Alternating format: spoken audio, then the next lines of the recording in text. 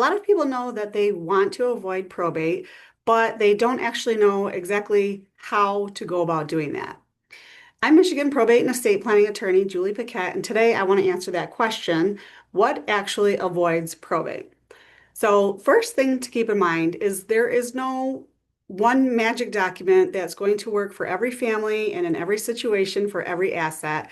So, you really need to have a comprehensive plan that addresses everything and will make sure that there's a smooth transition of your assets.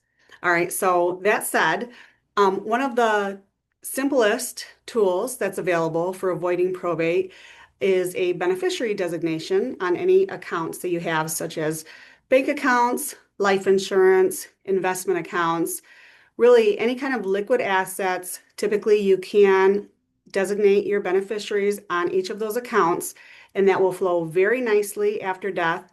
There's a very easy payout process. It's quick and it's a great tool that's available, but with everything else, it needs to be considered as part of an overall plan, not just a standalone. Um, Now, who should be named as the beneficiary? It may be that you want these payouts to go directly to certain people, or you may want to name your trust as the beneficiary. And again, that depends on your situation. So that's really up to the whole picture that you've got going on. So speaking of trusts, that's another really great way of avoiding probate. Trusts are intended to be private. They are not meant to go through probate. They are great for flexibility and again, ease of distribution after death. And they're a great tool, but it has to be kept in mind they only work if they are properly drafted and also properly funded. So a trust is not going to go out and bring assets into it. A trust is really a set of instructions. So you've got to make sure that your assets are going to flow into your trust so that they can be distributed out according to your instructions. Another great tool that we have in Michigan that we really love is the Ladybird deed. The Ladybird deed is sort of like a beneficiary designation on your real estate. So again, you can name who you want to be receiving the real estate if you want it to go directly to an individual or into a trust.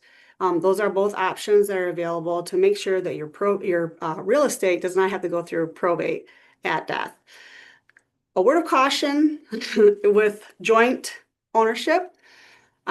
This is a way for assets to avoid probate when you have joint owners owning something.